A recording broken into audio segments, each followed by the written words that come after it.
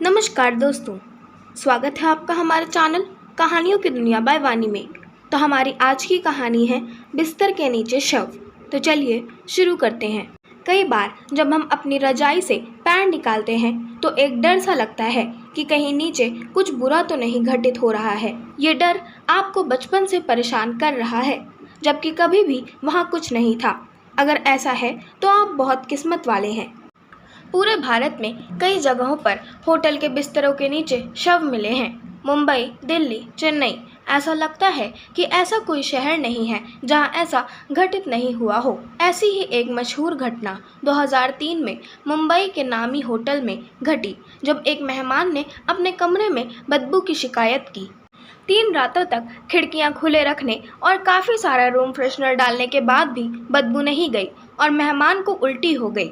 जब सफाई कर्मचारी सामान हटा कर सफाई करने लगे तो उन्हें सड़ने वाली हालत में एक आदमी की लाश मिली, जिसने सिर्फ नन के विम्पल और मोजे पहने हुए थे।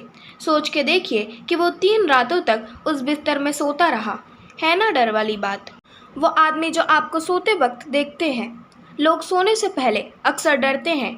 ये डर बचपन से हमारे दिमाग में रहता है। ये डर आनुवांशिक भी हो सकता है। इस दुनिया में काफ़ी लोगों ने गहरी नींद से अचानक उठने पर कुछ अजीब घटनाएं महसूस की हैं। इसमें से सबसे ज़्यादा आम अनुभव है कि जब आप सो रहे हो तो कोई आदमी आपको देख रहा हो। कई विशेषज्ञों का मानना है कि इस ब्रह्मांड में कई ऐसे शिकारी हैं जिन्होंने छुपने की कला सीख रखी है। जब कोई उन्हें देख रहा हो तब वो छुप जाते हैं। बस जब आप सो रहे हो और शिकारी को लगता है कि आप उसे देख नहीं पा रहे हैं तो आपको लगेगा कि वह आपको सोते वक्त देख रहा है। इस आदमी का हुलिया सब लोगों ने अलग बताया है। कई लोगों ने कहा है कि वह बिना कपड़ों के है और कुछ लोगों ने बताया कि वह सोए हुए व्यक्ति के कपड़े पहने हुए है। हमें कभी पता नहीं चलेगा। चैन से सोइए। एलिसा लाम। एक हाल ही की बेहद डरावनी घटना। फरवरी 2023 में एक 21 साल की छात्रा एलिसा लाम का शव लॉस एंजेलिस के सेसिल होटल की पानी की टंकी में तैरता हुआ पाया गया।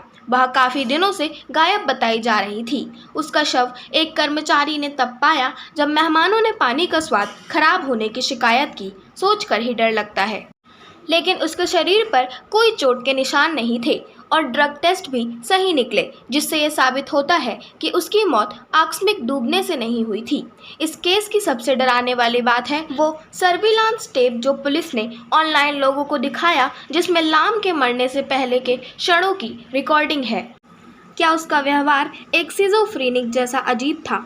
वह बाइपोलर डिसऑर्डर का शिकार तो थी, या शायद लिफ्ट के बाहर कोई था। एक और महत्वपूर्ण बात है कि छत तक पहुंचने का रास्ता बंद था और अलार्म लगा हुआ था। पानी की टंकी का ढक्कन इतना भारी है कि लाम का शव निकालने के लिए कर्मचारियों को उसे काटना पड़ा। तो फिर कैसे लाम टंकी में घुसी और उसने ढक्कन भी बंद कर लिया? आप इस वीडियो को देखें कि क्यों इसने सारी दुनिया को डरा दिया और कुछ महत्वपूर्ण सवाल खड़े कर दिए।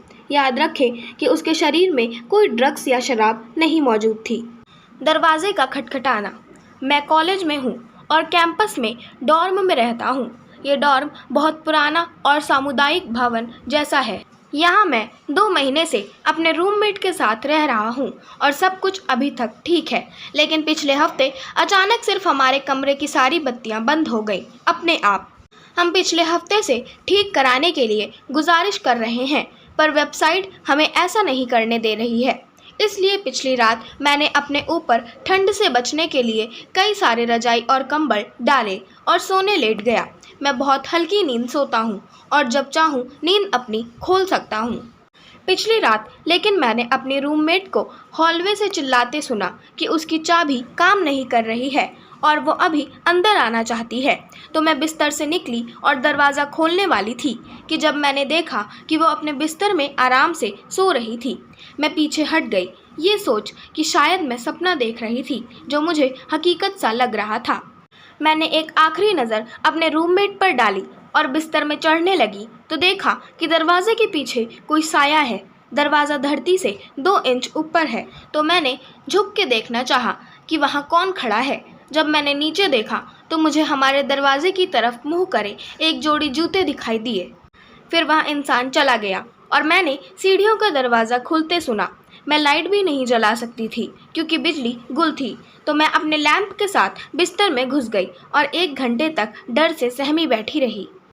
लड़कियों के फ्लोर तक आने के लिए आपके पास वहां रहते किसी छात्र का आई कार्ड होना चाहिए और वो लोग हर रात 12 बजे बिल्डिंग को ताला लगा देते हैं ताकि सिर्फ छात्र और मेहमान ही अंदर हों। हमें पहले बेघर लोगों की बिल्डिंग के तहखाने में सोने की शिकायतें मिली थीं। मैं इसलिए और डर गई क्योंकि वो जूते आदमी के जूते थे। आशा करती हूँ आपको हमारी आज की कहानी बिस्तर के नीचे शव पसंद आई होगी।